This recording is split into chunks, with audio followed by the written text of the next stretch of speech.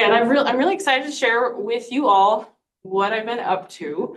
So the majority of what I'm going to share with you today has been work that I've done over the last year. And so I'm going to kind of focus on the more recent stuff that I've worked on.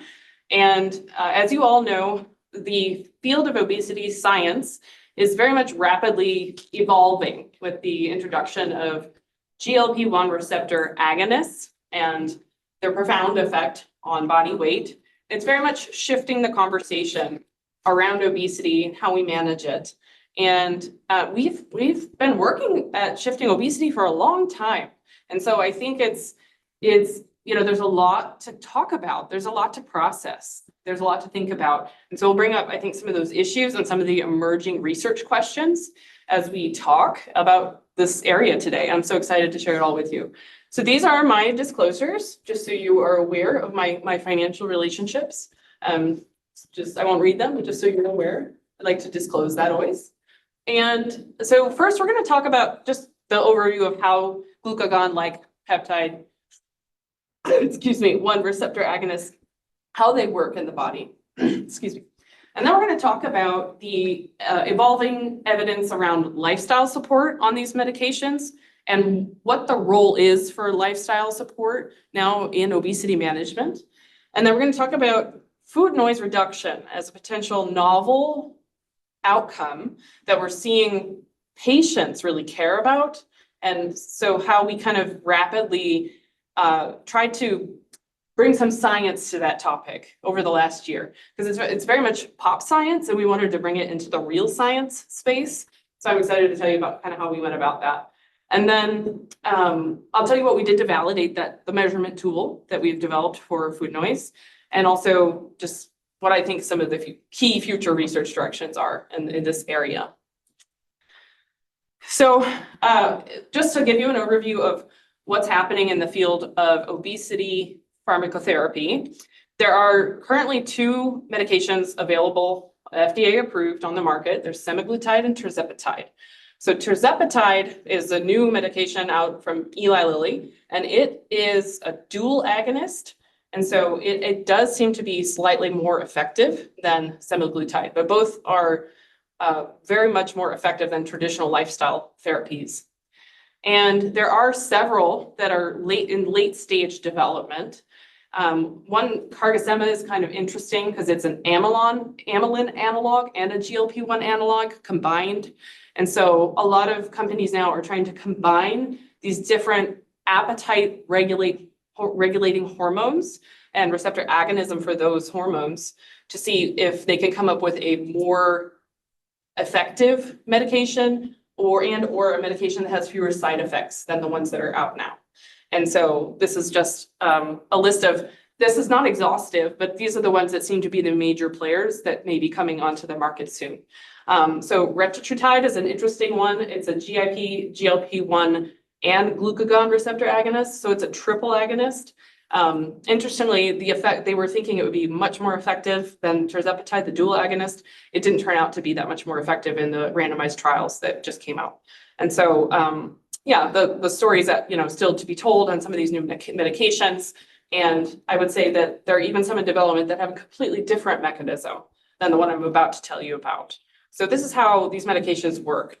So GLP-1 is a hormone released from the small intestine primarily, and it, in the brain, is going to stimulate in the arcuate nucleus of the hypothalamus. It's going to stimulate neurons that produce POMC and CART, and those are both going to be suppressing appetite or making you feel full. And then on the other side, that same activation of that same receptor inhibits NPY and AGRP.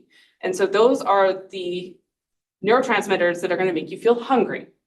And so similar to like a thermostat in your body, the hypothalamus is going to be a key area for regulation of your appetite, or how much you feel like eating, how much you eat when you do eat, and things of that nature, how much you think about food potentially.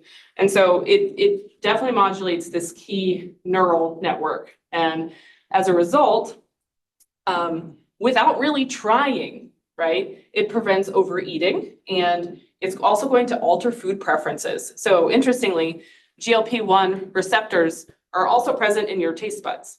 And so they change the way you taste food even. So a lot of fatty food, for example, people report becomes less appetizing and less tasty than it was before.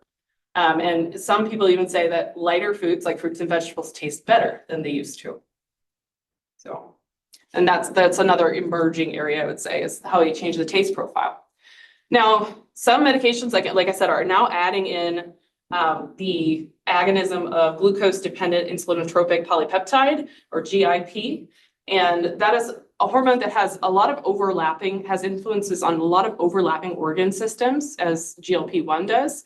And in particular, it looks like it adds to the effect of GLP-1 on reduction in food intake. So it suppresses appetite even a little bit more. So maybe it's getting some independent neural pathways that GLP-1 doesn't get. So there's an additive effect there. And then interestingly, it seems to possibly negate the nausea that GLP-1 agonists cause, and actually might help the nausea a little bit and have fewer side effects. And interestingly, also, it's going to improve the function of your white adipose tissue. So one of the hallmark features of severe obesity is adipose tissue dysfunction. And so you get very inflamed adipose tissue that is hypoxic because the vasculature becomes insufficient, basically, as the adipose tissue expands. And so in particular, GIP seems to improve the functioning of your adipose tissue, which in turn, it restores the metabolic function of your whole body. Because really, we used to think about adipose tissue as something that just basically stores extra energy, but now we know it's a very active metabolic organ that has regulatory function and interacts with our skeletal muscle, with our liver, to regulate our metabolism and our insulin sensitivity. So now that we have medications to help people to eat less food, let's think back now to what we have been doing and think about some of the societal implications of this. So we have a gold standard approach that has been very encompassed by the diabetes prevention program. So in our field, that's considered the gold standard of dietary treatment for obesity management.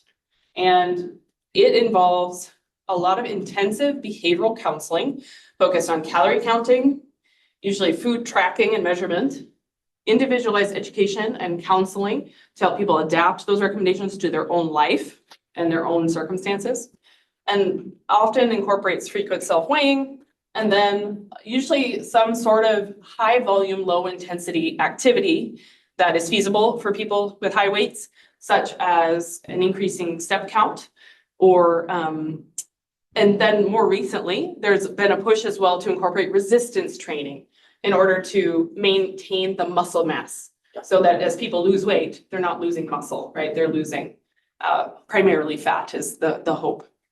And so this is the traditional gold standard that has been there for, I think, 30 plus years, I would say. This has been the approach that we've been taking. And so I think the big question that I'm seeing at every conference that I go to is, it's honestly a little bit of panic from the lifestyle and nutrition and exercise community, because most of the motivation for people to engage in healthy lifestyles is weight loss. And so now if you have a medication that doesn't do that, what happens to people's motivation? What happens to their role in the care system? And so there's a lot of discussion and I think it's a very important discussion.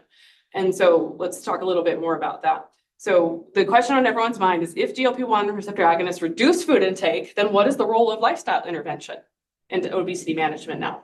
What happens now? There's an entire industry that is just kind of scratching their heads right now.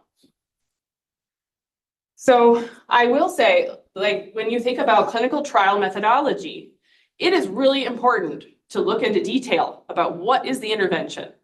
So they did not just give people GLP-1 receptor agonists and say, good luck. They also gave them an intensive gold standard lifestyle intervention when they gave the medication. But the problem is that we don't know what is the independent effect of that intervention above and beyond the GLP-1 receptor agonist treatment, because the study was not designed to test that, right? So we don't know what independent value the lifestyle treatment adds above and beyond the GLP-1 receptor agonist treatment. And so it just wasn't designed to look at that. And so we do know that in all of the semaglutide trials, step trials, for example, they had individual counseling sessions. They were counseled to achieve a reduced calorie diet in particular.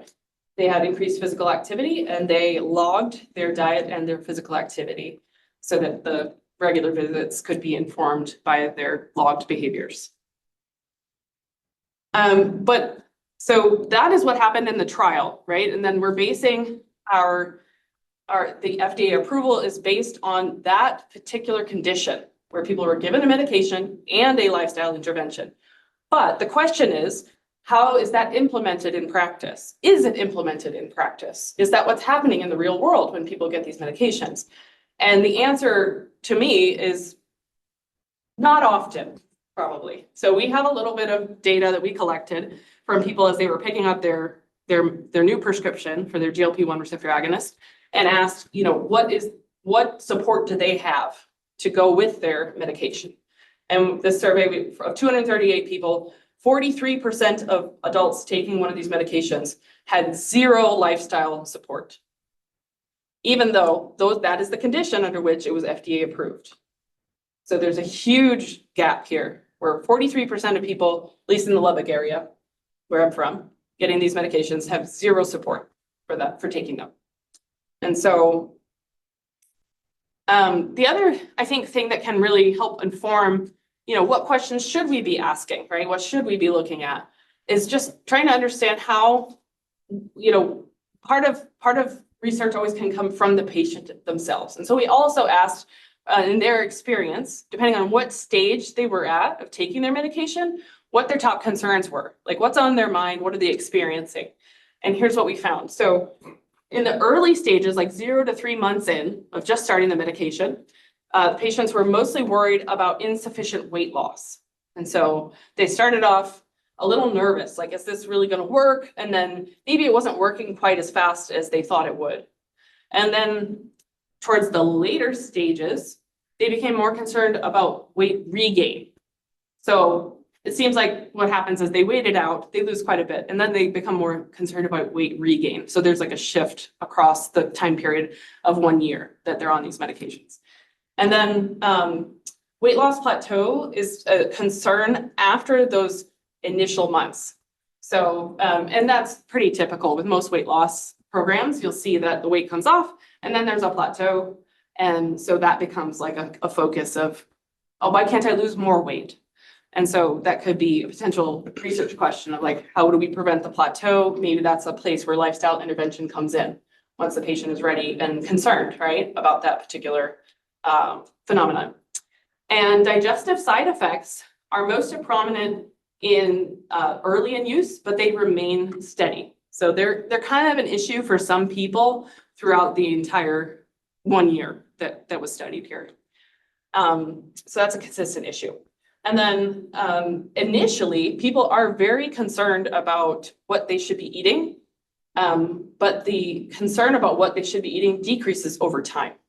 And so it seems like at first they're really worried about it, but then as they get used to it and relax into a routine, they don't worry about it as much anymore. And then muscle loss remains a consistent concern, but it's actually very low. Like very few people are actually concerned about muscle loss or aware that it could be a problem for them, but it's consistent. So that gives you some idea of what's on the patient's mind as far as what they've heard, what their experience has been on these medications. And frankly, I think it's important to have these data because we don't have any other data, right? There really is no data of real world evidence, right, of how these medications are being used and what's happening with patients and the population and support that they're getting. And so recently, in the last 2 months, a group was convened to really outline what are the nutritional priorities for people who are on GLP-1 receptor agonist medications. So now that a lot of people are going to this, what role does lifestyle play? And you'll see a lot of kind of overlap between the experienced patients were saying and what these clinicians are recommending, because of course they're going to be informed by patients' experience too. And so these are folks who are very well versed in the gold standard behavioral weight loss treatment that I was referring to earlier. Like they wrote the playbook on that, right? This particular group of researchers. And so they are asserting that the completion of a baseline nutritional assessment is going to be essential. So they understand the person's like food environment, food habits, that management of GI side effects, that can be a focus of nutrition care. They are concerned about navigating dietary preferences and intakes. So if people are eating less, then what they do eat might become more important, right? So if you eat less, but all you eat is chips and cookies, you might have a problem, right? Whereas before you ate chips and cookies and salad and chicken, but now you're only eating the chips and cookies, right? So what's happening there? We don't know, right? And then prevention and mitigation of nutrient deficiencies is also at the top of mind. And we do see with very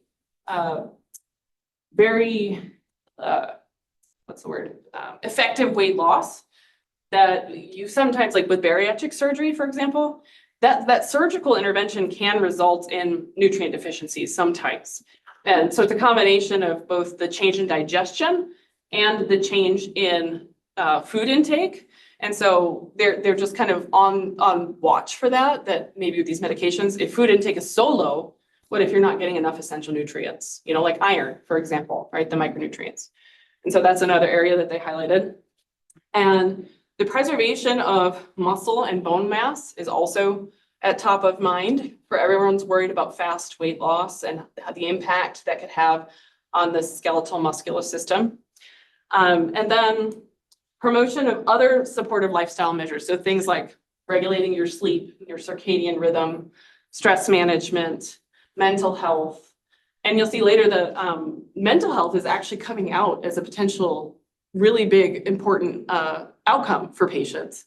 And that relates to the food noise work I'm going to tell you about later.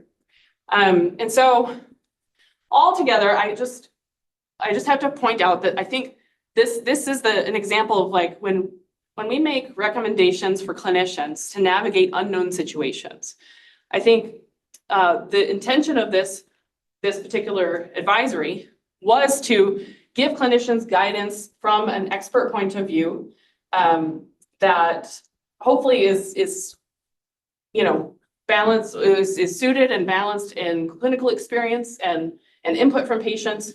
And that's all very important. But I'm going to just pause here and point out that there are no studies that actually suggest any of this is evidence-based. There's not a single study that I'm aware of. And so we are facing a big unknown, and I think we're facing a potential misstep here. Because if we are coming out very confidently saying nutrition is very important, we have to put all these resources into it, and then it doesn't actually impact outcomes, that damages trust, right? We don't actually know, for example, can nutrition really mitigate the side effects of these medications? If we add a nutrition intervention to a GLP-1, GLP-1s reduce food intake. So can we make a meaningful difference in hard outcomes with a nutrition intervention? That has not been tested. We have not done that trial. And so I would just want to point out that I think these things are very intuitive. I think they're very likely, but I think it's really important that we test these questions so that patients can have evidence-based care. Otherwise, we are spinning their wheels. We're using our resources, saying that things should help or things should work when maybe they aren't that important anymore. Or maybe something else is way more important. So I am excited about the fact that this is a new field. This is a new area. There's so many research questions that could be asked. And I would encourage people to test those because it seems like this is the future.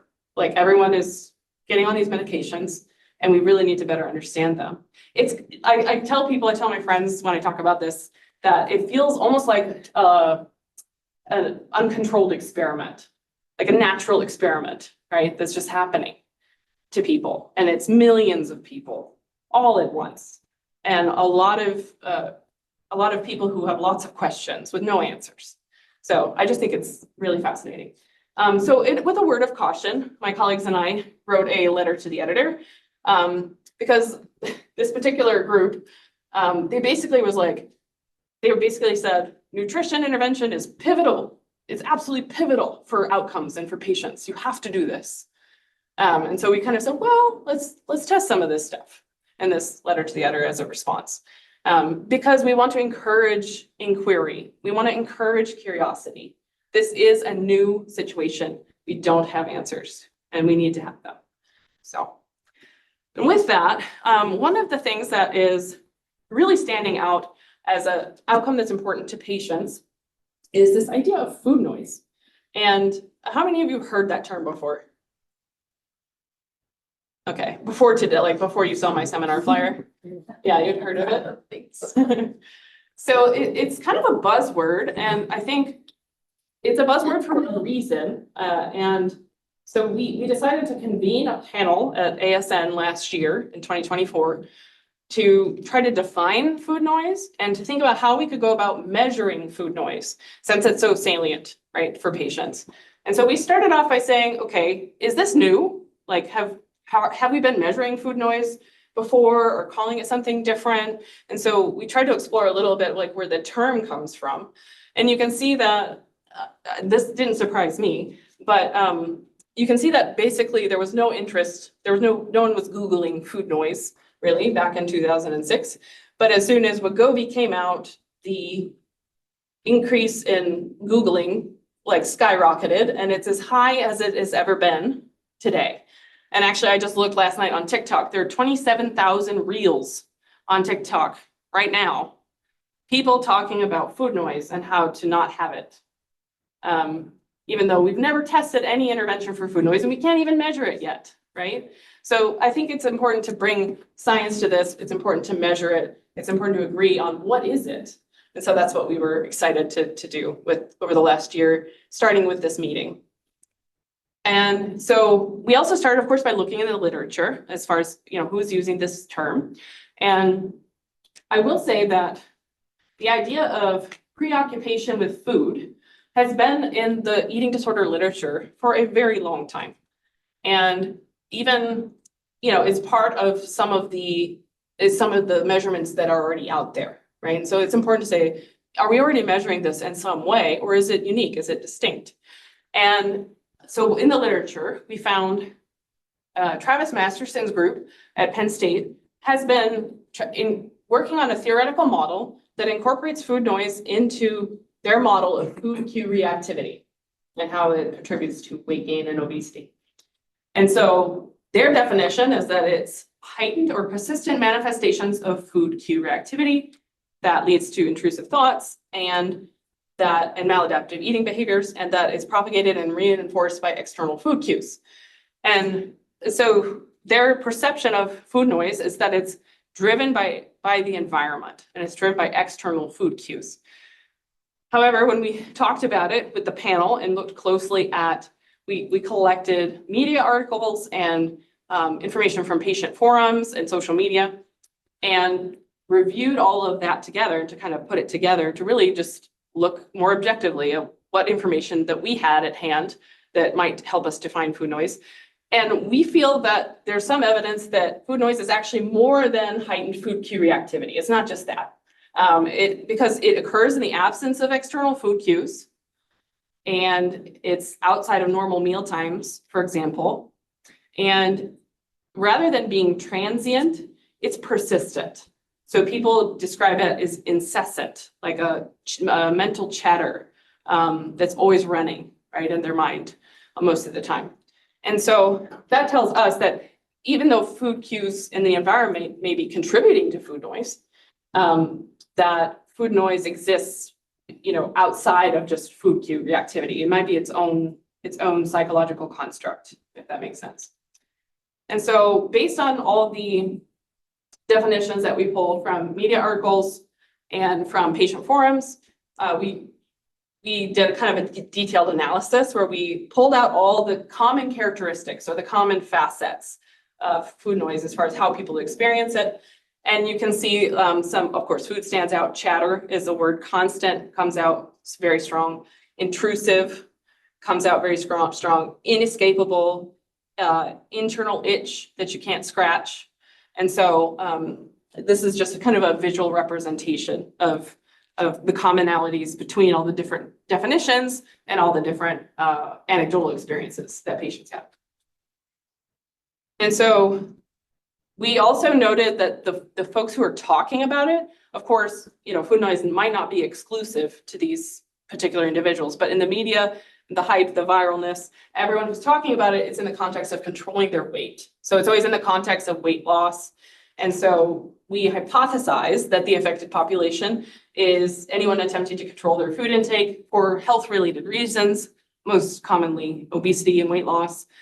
And we also, in our discussions with our expert panel, we had 2 professionals there who see patients for eating disorders.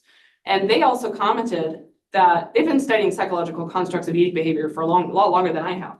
And they both said, this sounds exactly like how patients with eating disorders talk about their experience with food. Like it's also constant running in their head. And so we are open to the idea that maybe food noise is present in both ends of the BMI spectrum, right? And maybe it's not linked necessarily to BMI. We have some data about that I'll show you in a second. So the common features are dysphoria, cognitive burden, persistence, and the other element that I thought was really interesting was self-stigma.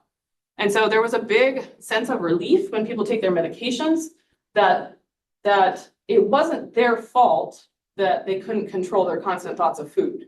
I think there was a sense of guilt that was, kind of a strong realization when they take a medication and they're no longer thinking about food. They realize, oh, maybe it wasn't my willpower, right? And so there's a complicated sort of self-stigmatization that they realize they had before that may not have been necessarily correct once they take their medication and have that experience. So this is the definition that we came up with. So we define food noise as persistent thoughts about food that are perceived by the individual as being unwanted and or dysphoric, which also means basically unpleasant, and may cause harm to the individual, including social, mental, or physical problems. And so we took a very classical psychology approach to this, and we tried to define it using more neutral descriptive words. And so that's why we use the words that we use. We thought about using the word intrusive, but we thought that carried a lot of kind of emotional weight. And so we chose the word persistent instead to keep a more like objective, emotion neutral definition. Happy to talk more about the words we chose here if you're curious. And at the same time, we were developing a definition and a measurement tool for this. There was another group, Corby Martin's group at Pennington. I worked with Corby and published with him in the past, and somehow we just didn't realize we were both working on the same thing. And sometimes that just happens. And so I was very happy and encouraged to see that his group came up with a pretty similar definition independently of ours. So in some sense, that speaks to some convergence of the ideas, and that's a good sign that we're kind of on the right track. So they defined it as persistent, intrusive thoughts about food that are disruptive to daily life and make healthy behaviors difficult. So you can see that their definition focuses more, I think, on the functional outcomes. And this is a common thing in eating behavior. If you look at psychological constructs in eating behavior, almost all of them focus on the maladaptive measurable behavior, such as some maladaptive eating habit or making healthy behaviors difficult, right? So that's kind of a functional outcome. And I do think it's important that definitions and the way we measure these things have functional outcomes. But I also think it's important to recognize that simply the fact that maybe thoughts are unwanted or unpleasant might also be enough, right? And so I think our definition is focused much more on the well-being of the person and not whether or not they're eating right or not, right? And not whether or not they're accomplishing their tasks, right? And so again, so kind of like with anxiety, sure, there are some outcomes of anxiety that are functional, such as being distracted, maybe losing your keys or rushing, and therefore forgetting something and being late, right? There's like functional markers of it, but you treat it not because it makes you forget your keys. You treat it because it makes the person miserable, right? And so I think that I'm really proud that that came out in our definition, that like, we're just looking at this because we're worried about people's happiness and like well-being. I'm personally very proud of that. And I think it's important. And I think that has been ignored for people with obesity for way too long. Like people do not, they're worried about how well they're eating, if they're losing weight. Let's worry about if they're happy, right? I'm excited about that. And then for this group, they also came up with a way to measure it, and they came up with a 5-item food noise questionnaire. And so that was published in Obesity, I think in January. And so it's already been incorporated actually into a few studies, and the results of those are probably going to be presented throughout the fall, I think, at a lot of different conferences. You'll see it coming out. So just briefly a little bit about the validity of the instrument. I'd like to just show you what we did to understand if it's working well, right? Is it valid? Is it doing what we think it should do? So the first step of that is always to draft items that you think are representative, like that people would endorse if they had food noise. So we started out by having an expert panel basically rate the items, the draft items that we had drafted. And the experts that we got, this gives you an idea of who they are. One is, I have clinical experience with patients who have experienced food noise. So we had some clinicians in there, both physicians who do obesity management, and we had some psychologists who do eating disorder management. We had 5 experts who personally felt they experienced food noise themselves. We had 4 experts who researched constructs similar to food noise. So they do psychometrics, and that's something that they study. And someone thought it was important to share that they've done obesity research for 55 years. So they just wanted to share that, I guess, which is quite respectable. And so we asked them to basically define, like rate each item to say, we didn't give them a definition of food noise. We said, think of food noise as you think it is, right? Because we want to see convergence. We want to see that all these people agree. And what we found, well, the 34 items, 29 of the 34 had high agreement on the rating that the item is specific to an experience that only those with food noise experience, which means that the item would help you distinguish those with food noise from those without it. So that's what they were asked to do. Then we went through a series of 4 different studies, which I'll walk you through. The first study was, typically what you do is you take your items that you have, and then you actually ask people those questions, those items. And of the 29 that we had, we tested on a sample of 281 people. It was a nationally representative sample as far as sex, race, and age. And we calculated the inter-item correlations, which is one marker of a good item, reliability of the scale as a whole, and the individual factors. We did a factor analysis and guided factor structure and item selection. And so throughout that process, we removed 6 of the items that either had lower inter-item correlation, or sometimes they were very weak on the factor loadings. So they didn't really fit in anywhere. And I thought it was interesting that one of the items, for example, that we ended up removing was, it is emotionally draining to balance what I want to eat with what I should eat to be healthy. And so that emotional draining and that healthy aspect, I guess, wasn't really fitting in anywhere. So, which again speaks to the fact that this isn't always just about trying to be healthier. Like maybe it's, at least with the scale, with the items that we tested, this one wasn't fitting in anywhere. I thought that was interesting. And then for the second study, we did a confirmatory factor analysis to see if in an independent new sample was the factor structure replicated, which is an important step. And then we further reduced the items in this independent sample. And so this was a slightly smaller sample, but still pretty good, 257 people. And the confirmatory factor analysis, we use exploratory graph analysis to confirm the dimensionality. And we use item response theory to confirm the item discrimination, or how well one item discriminates one person from another. And I'll show you that in a second. And the reduction process that we did was to create a short form. So in recognition that this is a very popular topic and a lot of clinicians are wanting to measure it and understand it, we recognize the importance of having a short form that can be deployed easily in clinical settings where time is often like a limiting factor.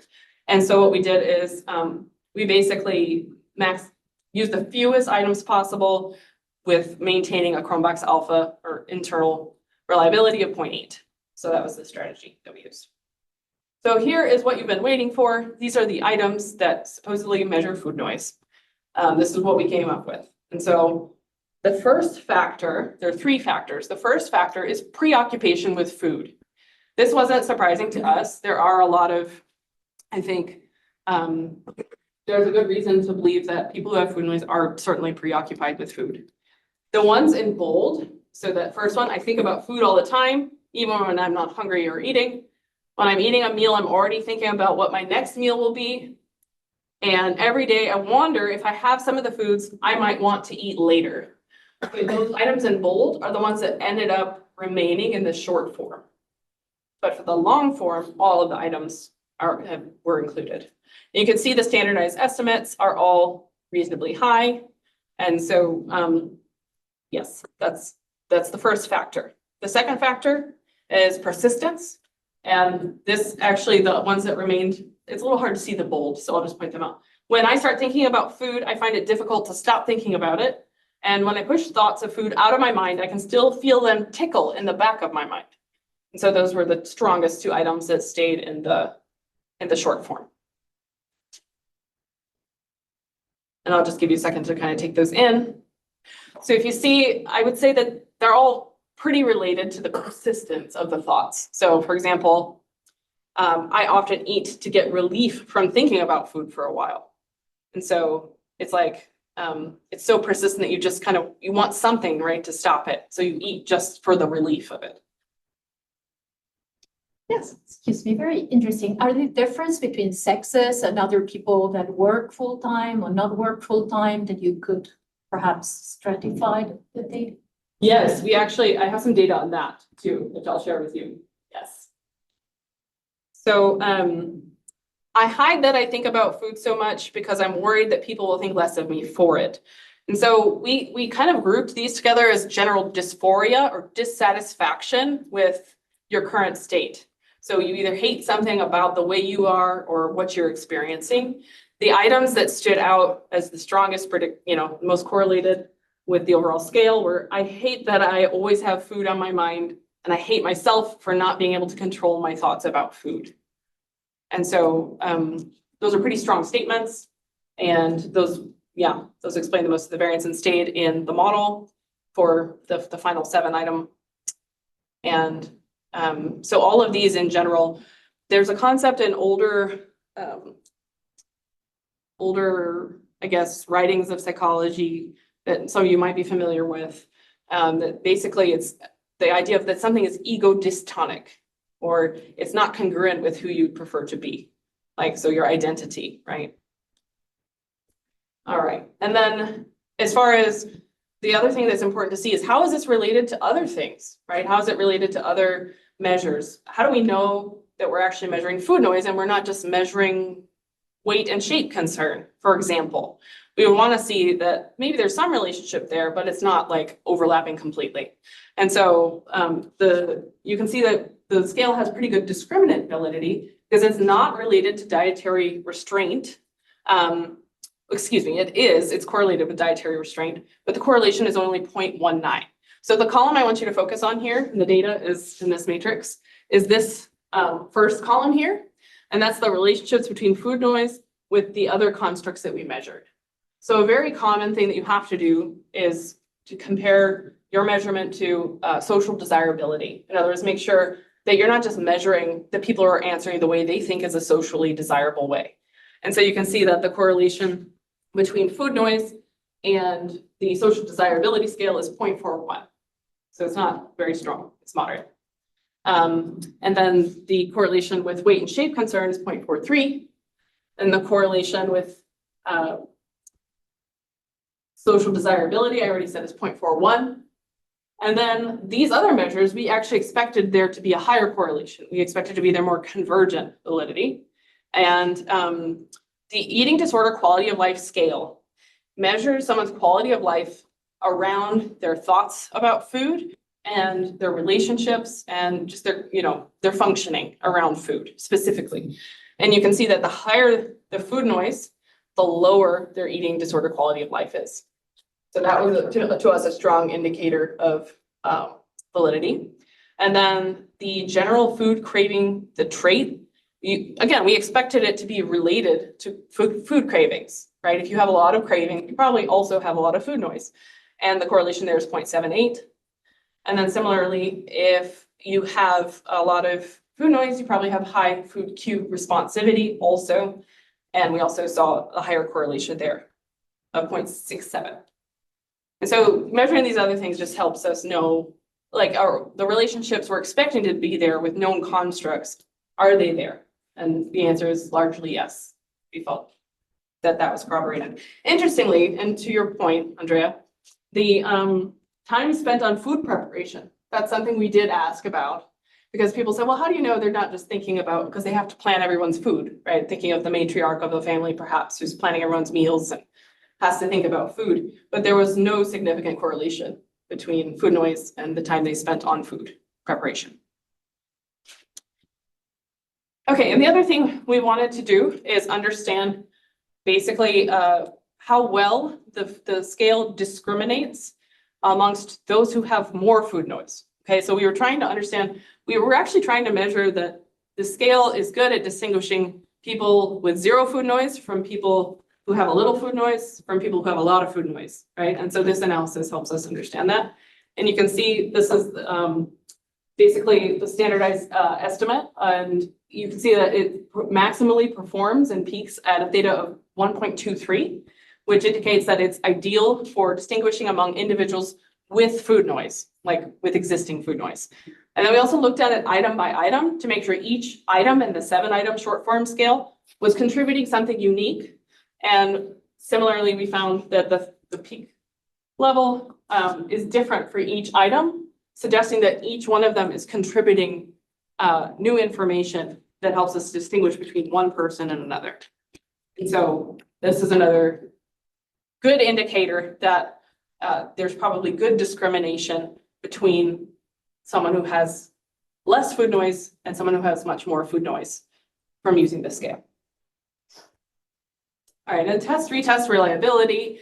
We did it within a 2-week period because we feel that food noise is likely a trait, not a state. So it's not like a transient thing.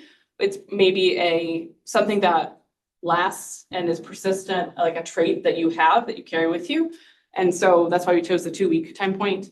And we showed that the retest reliability for the overall scale was 0.89. And interestingly, it was also quite high for the first and second factor, but for the dysphoria factor, it was more moderate, suggesting that might be more state-like. So that dysphoria, that I hate how much I think about food, that ego dystonic factor, that was more moderate, the retest reliability, suggesting that might be more state-like. And it's very normal that traits have state-like components to them. That's not unexpected. Okay, and a lot of people want to know what's the difference between our scale and the food noise questionnaire. And so I think the easiest way to think about it is to look at them side by side. And so here's what stands out to me in looking at it. So theirs was unidimensional, so it had only the one factor, whereas ours has 3 distinct factors. And so it seems like the one we came up with is more multidimensional. And so I might be able to capture when food noise, one thing about the food noise experience shifts a little bit, it might be more sensitive, right, for capturing that than a more unidimensional construct and measurement tool. And the other thing I would say is that the TikTok scale, they started with 9 items and came out down to 5, whereas with ours, we started with 34 and came down to 7. And so just naturally what happens is the items that when you start with more, there's a limit to this, but of course, but when you start with more, you usually end up with more useful ones than if you start with fewer, right? So this is an active area of research where we plan to collect data on both of these scales in the same sample and then look at their psychometric properties to compare them and understand in what context might one be more advantageous over another, and how are they similar and how are they different. And then finally, we have established a collaboration with a patient platform that does telehealth, and they have incorporated the RAID-FN into their patient flow. And they've been able to capture the measurement in 35,000 patients in just a very short amount of time. And so we'll also be discussing some of these data at Obesity Week if you plan to go there. But basically, this was a treatment-seeking population, 39 years old, median BMI of 34, and the internal reliability, Cronbach's was 0.95, so that's excellent. And then the individual item reliability, as measured by item total correlations, was also excellent. And so it's performing well. And then as far as outcomes that we had to work with, just to again say, what is food noise associated with? Like, who's experiencing this? We were able to see that it is associated with weight-related quality of life. They only had one question in their intake form that really related to that. But higher RAID-FN was associated with higher odds of agreement with the statement, my weight negatively impacts my quality of life. So food noise might be contributing, right, to quality of life overall. And then it seems that food noise is negatively associated with age. So the older you get, the less food noise you tend to have. It is associated in this treatment-seeking population. It is associated with female sex. In the general population, we did not see that. But in the treatment-seeking population, we are seeing that it's associated with female sex. Their self-rating of their diet in the last week as less healthy was positively associated with food noise. And pre-treatment BMI was associated with food noise. So I'm sorry, I forgot to point it out, but in our general population sample, food noise was not associated with BMI. But in the treatment-seeking population, we are seeing that it is associated with BMI. I actually have some data on that if you want to see how it's related. We have some sparse data, so we need to collect more, but we have something that's kind of suggesting that it's actually more of a J-shaped curve, that it's very high at the very low BMIs and also very high at the very high BMIs. And then, interestingly, those who are identified as white compared to others had a higher RAID-FN score, and also a history of a mental health condition was associated with having more focus. So in summary, the RAID-FN has been rigorously validated in the general population in the United States. And with this raw data, we are confident that it's working very well also in a treatment-seeking population. And there are the 3 factors: preoccupation with food, persistence, and dysphoria. And so these are some areas that we're actively working on. So one really critical aspect of this is, do we want to develop diagnostic criteria? Do you want to say, when you have food noise above a certain point as measured by the RAID-FN, that's an indication or a clinical, a piece of clinical information that should be used as justification for some action, right? So do we want to do diagnostic criteria? That's an open question. I'd love your thoughts on that. Using RAID-FN to measure food noise as a trait versus a state. So we have a lot of people reaching out to us saying, I want to know if food noise is less when I eat this food, right? But that theoretically, that should be a temporary thing, right? The effect of a food on something like food noise would be more a transient state shift. And we didn't design it that way. We didn't design the questionnaire that way. And so if people want to understand if food noise is a state, then we have, and maybe it is a relevant state in some cases, then we need to measure that. I know one place where my food noise goes crazy is at home, when I'm home for the holidays. It's really buzzing. And also when I'm driving, when I'm doing a road trip, I'm like super worried about where we're gonna stop and where the food is, right? So that's an example of like a transient state or a situation that might increase food noise. Also validate the rate FN in other populations of interest, like other cultures. So there's a group in Turkey who's translating it to Turkish. We also have a collaborator at Baylor College of Medicine who has already translated it into Spanish. So if that's of interest, it's already available in Spanish. And then we are actively looking for collaborators who do work in children and adolescents to adapt it to see if it's prevalent in children and adolescents. And I'm also very interested in seeing if it increases with pregnancy and with breastfeeding. And then determining the responsivity of it to treatment. So everyone says it's better with GLP-1s, but no one's proven it. No one's tested it. So I think it's really important to do that. I'm guessing the hype is for a reason, but we still need to understand that and test it. And so I do want to acknowledge the support of David Allison for this project. He has very much like spearheaded this and enabled our entire team to do this work. So we're very supportive. He's now, if you didn't know, he's moved down to Baylor College of Medicine, and he is the chief of nutrition and the director of the Children's Nutrition Research Center there now. And so he actually was very inspired by his experience training with Mickey Stunker, and how he actually was training with Mickey Stunker when he developed the measurements for binge eating disorder. And so he saw clinically that was happening and decided, let's measure this, let's characterize it so that clinically we can do a better job of managing it. So he was inspired by that to measure food noise. And then this is our team. Rita is also at Baylor College of Medicine. She did most of the psychometric analysis and has done a fabulous job. Thorkild has been a great thought leader in understanding what is, as he does. I don't know if any of you are familiar with his work, but he's very much like a theoretician, I would say. Like he's always coming up with new theories of obesity. So he's a very careful thinker.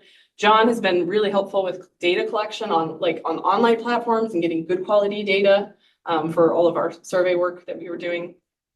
Ted Kyle's also provided the patient perspective. He's very active with advocacy organizations. Emily Ho is our card-carrying psychometrician.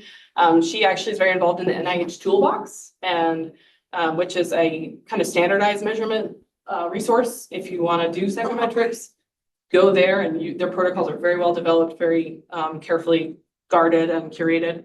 Larry Cheskin has brought in his experience treating patients with GLP-1s, and so has Nikhil Dhurandhar. And then Misty and Sydney are our eating disorder experts. And Kevin Mackey is kind of our RCT expert as we're starting to think about new drug indications and new diet approaches.